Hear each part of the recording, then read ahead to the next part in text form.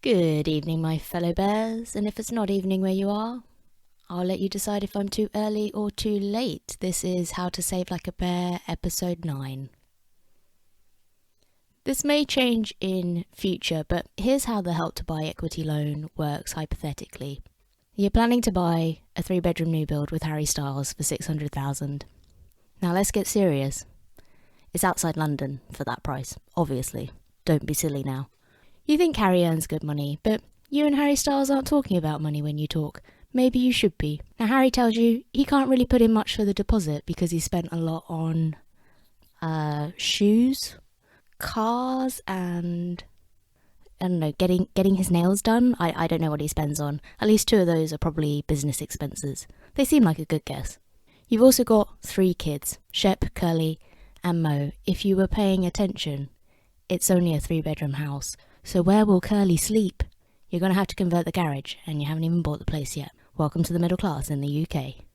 Now perhaps Harry will sell his cars, and you won't need a garage anyway. Or perhaps you'll spend so long arguing over where you're going to live that you won't need a bedroom for Curly anyway, because he'll have grown up, found his own place by then. Supposedly the good news is you don't need a big deposit, because Hazza earns a certain salary. You're eligible for the Help to Buy equity loan. So you only need to put in 5% of the deposit, which on a £600,000 house is £30,000 only. That's doable because you've already spent that much on your own car, shoes, and manicures in your working life, and you're only 27. And then the government will loan you 20% so that the mortgage provider is actually willing to give you a mortgage for the rest. Of course, you'll be paying about $100,000 more than the property is worth anyway, because building houses is expensive business when you pay your CEO over £3 million a year. And in 5 years' time, you'll need to start paying interest on the 20% loan and your mortgage, which you've been paying interest on anyway. So that might be a whirly gig of fun. But hey, you could always sell the house or tell yourself you're going to give yourself 5 years to save a stash of cash to take care of that. It begs the question, if this was the correct use of begs the question in a sentence, which it isn't, if you shouldn't just suck up this renting malarkey and save for the next 5 years anyway, and then buy a pre-loved house where you'll probably get more square footage for less money, plus you won't be in massive amounts of debt. And that, my fellow bears, is how Harry Styles can help you understand how property and mortgages work.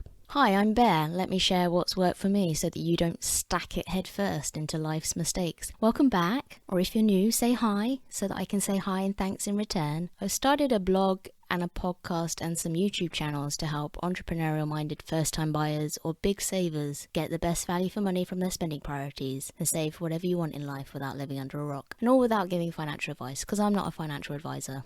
Sound good? Good. Also, not a mathematician, so make sure you check your own sums. This one time, I got really good tickets to the O2 and Birmingham Arena in a pre-sale, and I was so fudging smug. And then those concerts got postponed, because it's all gone a bit kablooey, hasn't it? Can open. Wolfsbane everywhere. It's not Wolfsbane, it's something else, but I don't mention the C word. And it's not because I needed a lesson in being less smug, but by the way, don't be a smug donut. No one likes a smug donut. Enough about me, more about you. Thanks for joining me today. I'm sure you haven't elsewhere to be. If that's the case, perhaps next time you can just meet me in the hallway if that's quicker for you. See what I did there? Let's see how many Harry Styles song titles I can bury in this episode organically. It's a challenge, but so is talking about money for many of us. So we're talking about Harry Styles today and talking about money and growing watermelons. Because of all the ideas I floated previously, I got most votes for this topic, and also why do we spend what we do on entertainment? Do they sound linked? Yes, they are. Those ideas don't want to be so lonely. So subscribe, because I'll follow up with those two. They'll be related. I might also talk more about TV box sets than music per se in those, and do something music specific after that if that gets enough votes. Coincidentally, has just been named Variety's Hitmaker of the Year. So if you gave today a thumbs up when I floated the idea, you weren't the only one with your thumb in the air, because Variety think he's pretty interesting too. Look, in theory, Harry is going on tour in 2021, and look, when I say look, I need to stop saying look, because since starting my podcast and YouTube and getting diagnosed with autism, so I don't have a hearing or visual impairment, but I do rely heavily on closed captions and live in a silent world when I choose. So I've learned a lot more about accessibility. It's a work in progress, but I'm planning to stop saying look and listen all the time out of habit. But in theory, Harry is going on tour in 2021. Also, unicorns exist. I very much intend to vlog that in my alternate universe where that's a thing that happens. The tour, not the unicorns. Unicorns only exist in Legends of Tomorrow. So dude's making movies right now. The writing's on the wall, no one's touring. I'm talking about Harry still, not the unicorns. I don't think there'll be a tour. I have to stay optimistic because I have tickets to at least 2 shows, but I'm also fully prepared after them being postponed for a year already that they might get postponed again. Hey, here's a fun thing. If they get postponed again, I've kind of made a pact that to compensate for that, because I paid my money in 2019, right? I could have been earning interest on that money, so I may as well go all in. I think most of it was sold out, even if it gets rescheduled twice. However, world is crazy. Life has changed for me and people around me for various reasons. You know, there's been some cancer in the family, stuff like that. Relatives of mine who are not a fan of Harry, just to repeat, they're not a fan, not in the way that I don't consider myself a fan, which I'll explain later, but they unequivocally refuse to listen to his music because, you know, it's okay to listen to Jagger or Mercury when they wear a dress, but if Harry wears nail varnish in 2020, then the world is on fire. Newsflash, the world has literally been on fire. I don't think nail varnish was the cause. Dudes wearing eyeliner and taking mushrooms so they can write Sunflower Volume 6 is not a sign of the times if they've been doing it for 40 years. Yet, despite not being a fan, they've talked about not only going to a concert of his, but going abroad to see his shows if he does make it back on tour. Because that's what cancer does to you. It makes you think, let's spend time together, showing me what's important to you, even if it's not important to me. Because I want to learn what matters to you. It makes you think, let's go to the places we've always wanted to go, and we won't do it with credit card debt. So this isn't about setting fire to a pile of cash, metaphorically. If I keep mentioning fire, I'm just anxious every year that my old college town in California is going to go up in flames. Not that I'm not anxious about anywhere else being on fire, but real things make life real, right? I'm obviously not going to say no if someone wants to go to one of his shows for any reason. So if Love on Tour 2021 gets postponed again, we're going to buy every last ticket on sale and do a round the world tour when it does finally happen. Heads up to subscribers, I might be busy in 2022. I'll share the cost savings, I promise. My accountant isn't scared because, for one, I don't have an accountant, and secondly, I think even if it gets rescheduled twice, I think it is pretty much sold out, so it's going to be tough to buy any leftover tickets. But if that sounds like a horribly privileged thing to do, either way, catch up on previous episodes of the podcast and catch up on the blog. You can afford your priorities eventually when you ignore the BS that doesn't represent value to you. So if tour happens, I would vlog it on YouTube from a financial perspective on one channel and less of a financial perspective on my other channel, because I'm so fancy these days, I have more than one channel. Actually, starting a YouTube channel had a lower buy-in than starting a blog or a podcast. I think the podcast cost me £86 to start, and the blog many hundreds of pounds, because I insist on having fancy schmancy hosting and web design and an email provider that lets me sell digital products and paid stock photography and all that jazz. Drop me a line if you want to know more about any of those. Perhaps you're not a content creator. But fandom and money, that's potentially a big spending area for pretty much everyone who consumes any films, television, books, music. So that's what's led us here, either way. I think this will go out in December. It's fit for any time of year. Harry Styles is for life, not just for Christmas. But if it's December right now, 2 things. Harry Styles has a Fine Line Anniversary Edition vinyl for sale, and I'm all about, how do you afford these things if they represent something meaningful to you and you enjoy them, but you also have other big goals in life that seem to dictate that you should just give up on everything. Don't give up. Stay with me until the end. The second thing is that there are actually 4 things. They're multiplying like Gym Bunnies, and if you don't know who Gym Bunny is, you need to join the YouTube channel. And the third thing is that apart from maybe one more episode, I might not be back with the podcast until January. Try to function without me. I know it will be hard. I'll recharge. You recharge. 4th thing, you could also buy nothing for Christmas. So perhaps the official Harry Styles merchandise store won't appreciate me saying this. There is such a thing as a present amnesty if you're in dire financial straits, though. You could buy nothing at Christmas. It's just a thought. I want to present both sides of the financial equation so that you can do what's right for you. He'll still be there when you get back on track with your finances. He'll probably still be at home, in fact, not touring. You're missing nothing, trust me. In other news, did I mention you can subscribe to Save Like a Bear on YouTube? I might have mentioned it. Liking videos and commenting on them is apparently a thing. You can do that on my other channel, Bear Meets Life, as well. I'm just another suggestion. More on that at the end, possibly, depending on how much time we have. If you're like, I'm not going to wait until the end to hear about why I should subscribe to your YouTube channels, they're not for me. They're for you. It's hard to admit sometimes that we need help, and I'm trying to help. Also, if there's time later on, I'll explain why I don't call myself a fan per se of Harry, which might sound curious since he's the sole focus today. And I don't have a quote or recommendation or an Ask Bear question to answer today,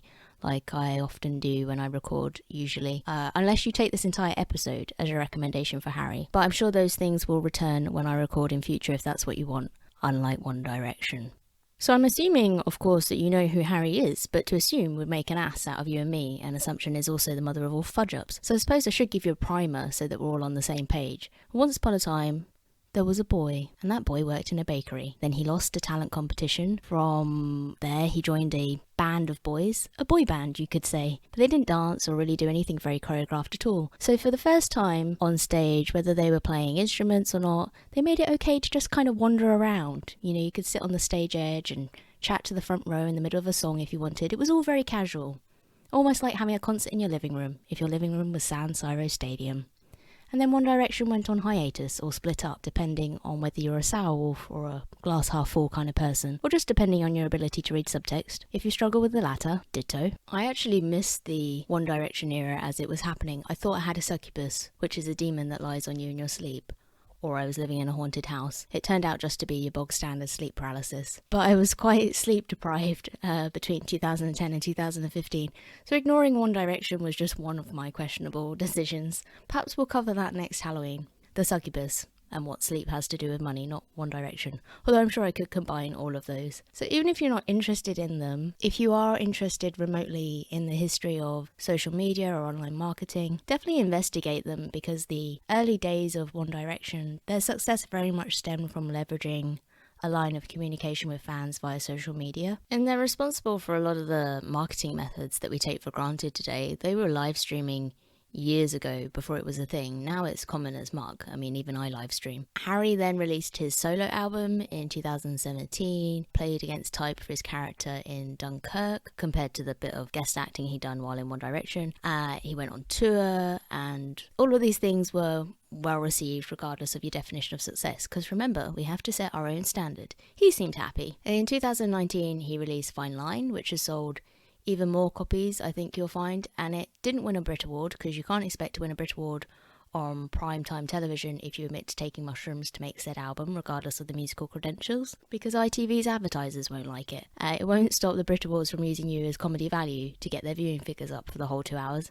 Never again will I watch an award ceremony and assume that the cameraman following one person for the entire show means they're going to win anything. It's also nominated for a Grammy. Let me just check what time of day that airs and what the advertising potential is, and we'll know in advance whether he's going to win or not. He's just released his 5th single, Golden, which I think got his highest debut for views on YouTube, something like 15 million within the first 24 hours. I think my first ever video got 1 view within the first 24 hours, which is why you should set your own standard for success. I was quite happy with that, considering I didn't tell anyone also. But also, don't compare yourself to someone who's been on YouTube for 10 years and already has over 8 million subscribers. And yeah, like any sensible musician and actor would during these times who can't tour, he's gone off and holed up on a movie set instead, and here we are. Now, he wasn't born a millionaire, so he's obviously profited from his various activities. So I called Sir Hazard and I said, Harold, if someone's saving for a big goal like their first house, what are some lifelong principles they could use to manage their money? And he said, Bear, wake up.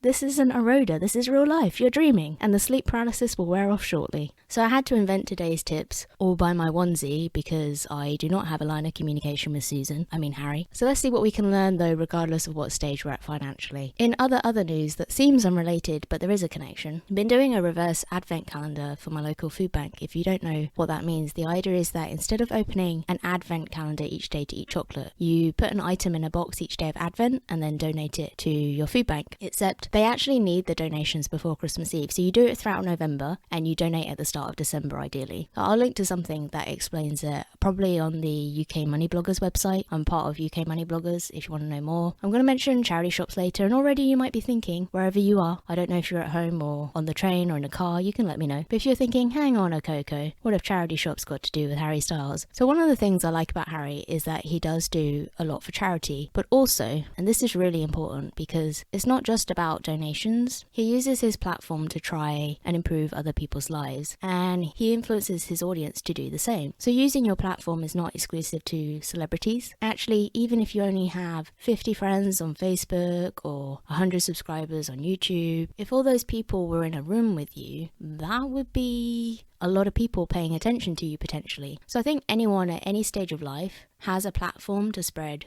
positive messages and give a voice to anyone you think needs some airtime.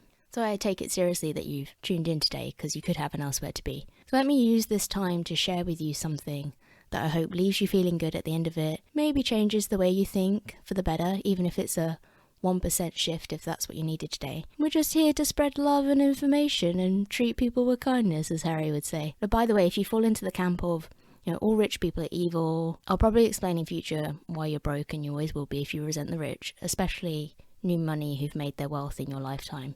So he is rich, but it's not his single defining feature. It's not the first thing I think about when you mention his name. The first thing I think about is, well, it's actually a mind map, confusingly, so it's many things. So the mind map is someone who makes music from the perspective of being a storyteller and caring a lot about music, and how that interacts with his movie aesthetic for his videos, how that interacts with his actual movies because he's an actor, with his fashion, with his words. So the number one thing I've learned is we'd like everything to fit in a neat box, and he does not. But that's also the secret to his success. I think he manages to knit a cohesive whole out of all these disparate elements because the foundation is so strong.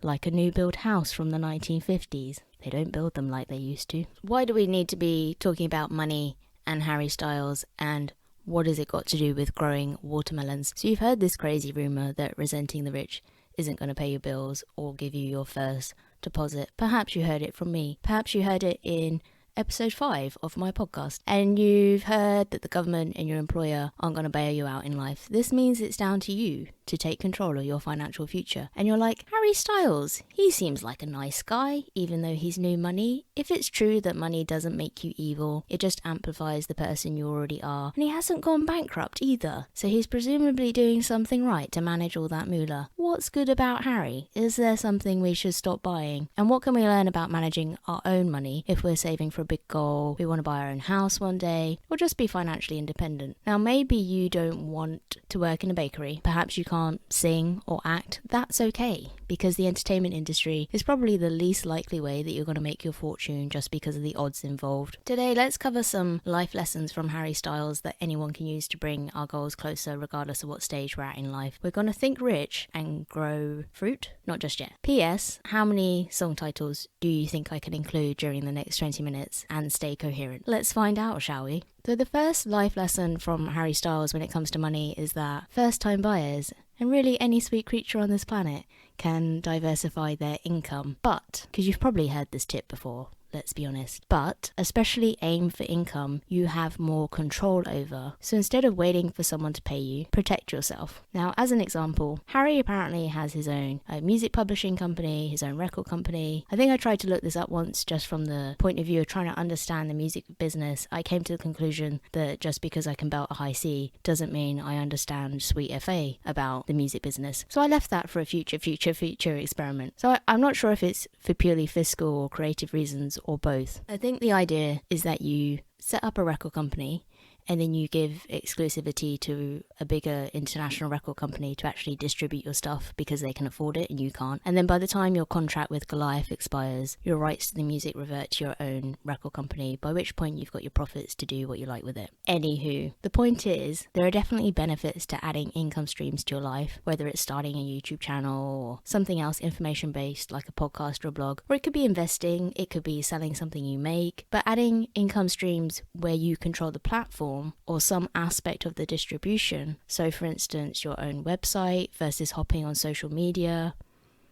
That also gives you a lot more control, because you can get banned or deleted by Instagram and have no idea why. Did you know that? They can just scrap your account. So if you were selling through Instagram, you could be selling on Monday and be gone by Tuesday. But you control your website, you control your podcast. So a friend asked what pay to ask for in a side hustle, so that might be coming up. subscribe if you want to make sure you don't miss that. But ultimately, create multiple income streams. And if you're not sure where to focus because you're a big old moose who always wants more ideas, you keep looking for new ideas when you already have ideas, if you're a big old magpie who gets distracted by shiny things, focus on the streams you can control the most. Next tip, in case you hadn't noticed, this is a tips countdown. I'm counting down in reverse, so make sure you stick around for the big kahuna at the end. Invest in property, even if you can't afford a second home in Italy or wherever. If you're a first-time buyer, you're like, well, I'm investing in property anyway. And anyone else will be like, I can't invest in property. This is not a tip. Invest in yourself then in the meantime. So supposedly Harry owns a watermelon farm and he has a song called Watermelon Sugar. I'm sure the two aren't connected. Who knows? Perhaps he owns a cherry farm and a kiwi farm too. This is probably not true. I think if it was, or if it is, it's the Tim Ferriss principle of making your own poison, right? But I think it should be your own medicine.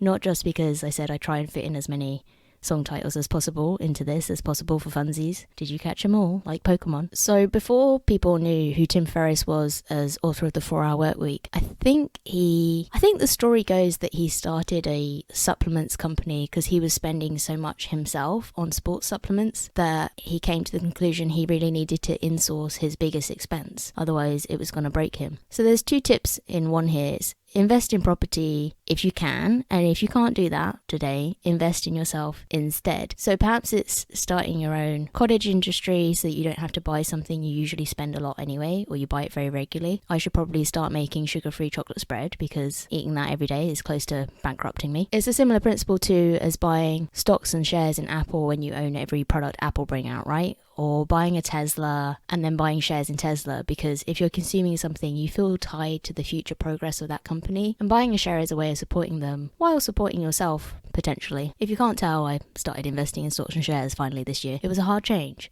but change is possible, even if you're autistic. You just need support and structure. And the beauty of stocks and shares is that you can potentially just set and forget. The support came from other content creators, as it so happens, so I probably will do a video about that. I'd be completely remiss if I didn't say, drop me a line if you like a free share. Does anyone need a coffee break already? Let me sum up so far while you grab your coffee, or if you're well hydrated, perhaps you'll take this moment to drop me a comment instead. So what are you thinking? Inquiring minds want to know. But anyway, Harry was eating a lot of watermelon, so he bought a watermelon farm, as the story goes. I think this might all be a metaphor. But whether you like eating watermelon or not, you can still invest in property or yourself in the meantime. Don't forget to diversify your income. Glad we got that summed up. Next tip, once you have your property, renovate it instead of moving. So I heard that he's doing up an existing house instead of building a mega mansion. I'm not going to dwell on that because to verify that would have involved doing research I don't want to do. I don't want to know about where he lives, etc., because he doesn't post that stuff on social media, and so it feels out of bounds. I'd like to respect that. I do have a lot of blog posts about renovating though, if you're a first-time buyer needing inspiration in this regard. And if you're like, I have 0 property to renovate, the bottom line with this actually is make the most of what you've already got at your disposal. So I did a podcast episode called Be Happy with What You Have and Set Goals, and if those sound like 2 conflicting things, you should probably check that out. And if you're thinking, well, just because he's not building his own Versailles, if he's renovating his house, he's not happy with what he's got, so what are you on about? Well, for all we know, he might be updating a property for environmental reasons instead. So if you buy a very old house, you decide to insulate it, for instance, you'll be warmer, but also the penguins will thank you. So there is sometimes a value to changing your environment that doesn't just benefit you. So you've diversified your income, you've invested in your future one way or another. If you invest in property, you made the most of that to save the cost of moving again, and also just so you could avoid climbing onto the property ladder of hedonic adaptation. Because trading in your house on a regular basis or having that in mind as a vision for your future, it's almost as poisonous as trading in your phone with every new iPhone release, even if you do have shares in Apple. It's the kind of behavior that teaches you to trade in everything in your life, including your relationships, until you look around one day, you realize you own a lot of shiz, but you're a one-man band who's hollow and empty on the inside like a Lindt chocolate bunny at Christmas, clinging onto its gold. To continue this idea of making the most of what we've already got, the big tip then on what Harry can teach us about personal finance. So some of you are going to leave me a comment disagreeing on this one, but I think it's very fitting. Can you guess what it is? Stop buying clothes, or stop buying so many clothes and buy more responsible clothes. The kind of clothes that are home by 10 p.m. and call you an hour before to let you know they're on the way home. That's not a thing. Perhaps someone should invent that. Responsible clothes that never walk too deep on the pavement. Does that annoy anyone else when people walk side by side down the street so you can't get past? Remember when we could walk side by side down the street together? Anyway, let's break this down because this is several tips in one. And also, because if you're having snide thoughts right now about how a dude who wears a lot of high-end designer Gucci clothes can be a lesson in buying less clothes, are you having a giraffe? I need to take you through why Harry is actually the perfect exemplar for this. So first of all, if you can't choose a job with a uniform and get a tax rebate, did you know in the UK you can get a tax rebate if you wear a uniform to work? Did you know that? If you can't choose a job with a uniform and get a tax rebate, create your own uniform. So Harry could wear a million different things. He actually recycles a fair bit of his promotional outfits. And for his promo this time last year, he had a sort of minimalist work uniform of suspenders and pearls, the same shirt, sometimes in a different colour, or a second-hand t-shirt, the same cut of trousers, sometimes in a different colour, and either like the same rotation of jackets that he often wears, or a small rotation of shoes, including his beloved Vans trainers that he gets photographed in quite a bit. I suspect a 1950s vibe of muscle shirts is on the way because the film he's making at the moment is meant to be set in the 1950s, and they've said things about the costume design that are giving me Great Gatsby vibes, so long as it's not Great Gatsby with none of the satire. Muscle shirts with pearls, why not?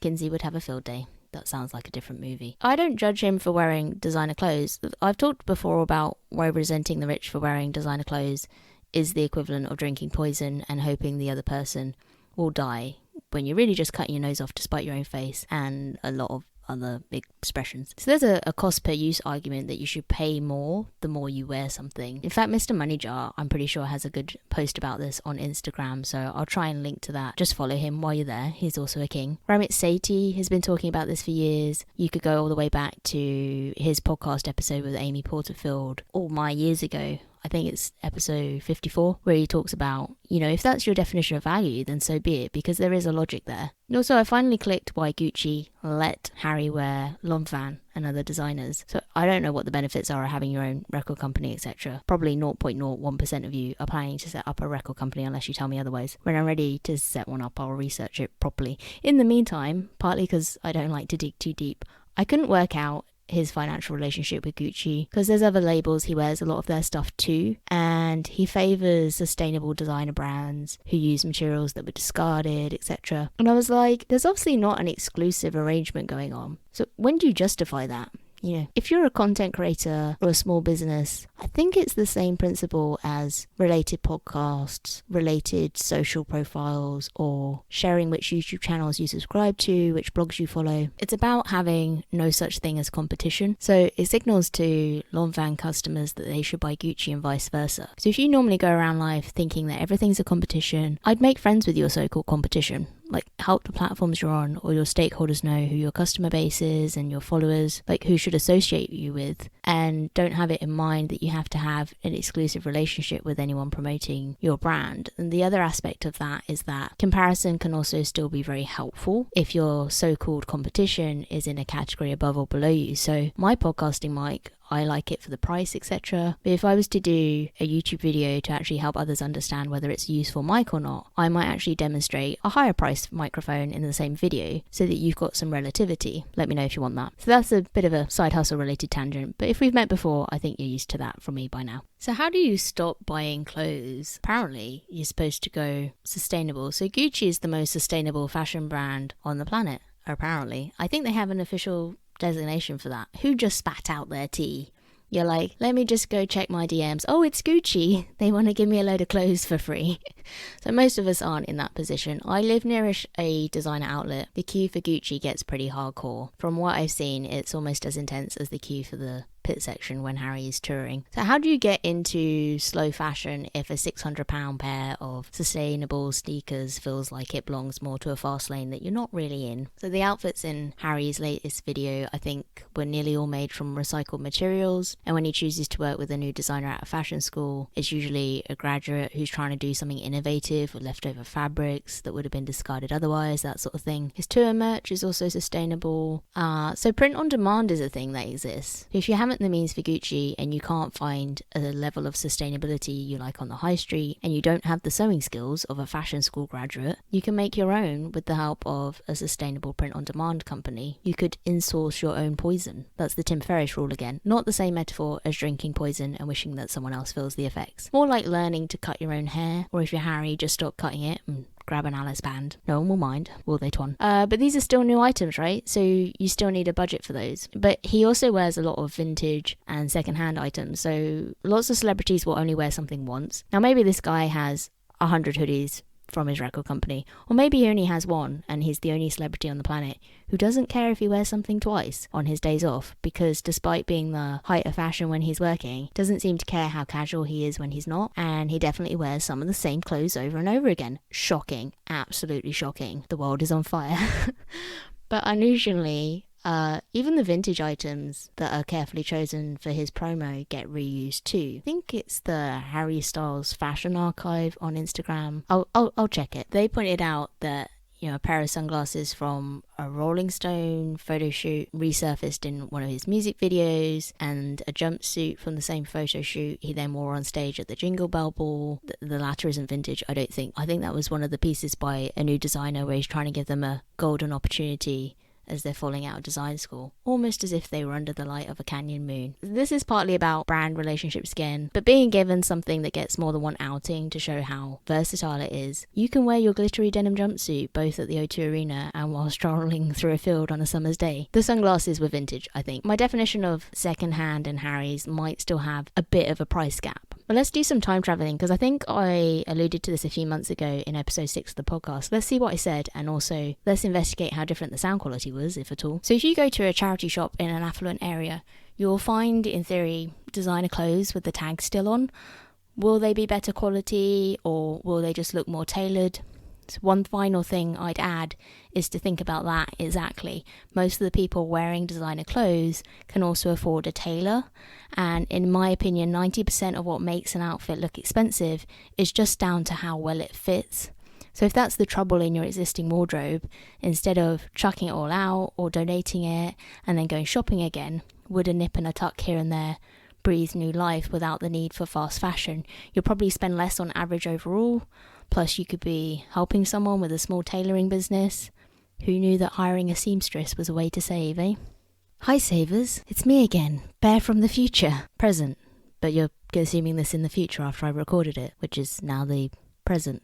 Let's resume anyway. Also, anything he wears probably becomes a lot more valuable afterwards, so I get that there are caveats with all of this. This isn't about trying to swap a house deposit for a pair of Gucci sunglasses from the 1950s, obviously. But don't be afraid of pre-loved clothing, as it's better for the planet, it can be easier on the wallet, and if it's good enough for Hazza, it's probably good enough for you. Or just keep wearing that hoodie from your record company as if laundry day is every day, and stop caring whether anyone will notice. In fact, if you're not a celebrity, probably no one will notice. The majority of people are worrying too much about themselves to worry about whether you got dressed in the dark. So I had shopping addictions in the past, by the way, and one of them was clothes. And the thing that stopped me wasn't the environment, because there wasn't that consciousness at that point. What stopped me was that I was suffocating mentally. So take a look around and see if you own your stuff or if your stuff owns you. Remember, Christmas present amnesties are a real thing. You just have to make them real by being open with the people around you and telling them what's really important to you. And if you secretly buy yourself a vinyl, no one's going to know, but where will you put it? And the final line, not the fine line, but the final line, if all else fails, buy a watermelon farm and write a song about watermelons. What has this got to do with Help to Buy at the start? So if you're disillusioned with Help to Buy, which I often am, I'd maybe step away from the new builds and take a second look at some pre-loved homes. Like, no one else really cares whether your house is a new build because they're too busy worrying about themselves. And why pay more when you could get more square footage second hand? And then you can talk to me from the dining table because you'll actually be able to afford a dining table. And who knew that Harry's first album was about buying houses? I'm aware that I'm screwing myself out of future sponsorship opportunities everywhere, but I don't care. I don't resent the rich. I also find it hard to get behind new builds because they seem like a false economy to me. And I'm just not convinced about who they benefit, so I won't be directly sponsored by a house developer anytime soon. We've run out of time, but I'm not finished, so I'll do a bonus episode for you with the stuff about why I don't consider myself a fan of Harry and what it means for your finances. If this was a typical recommendation, I'd normally say, let me know what you thought, let them know that you found them through me, and I'm open to recommendations from you too. So why not? Feel free to share this with Harry Styles HQ if it's changed the way you think about Harry and money and fame in any way today. They won't respond to you in the slightest because they just get spammed all day long by people tagging them on Instagram. But you do you, boo.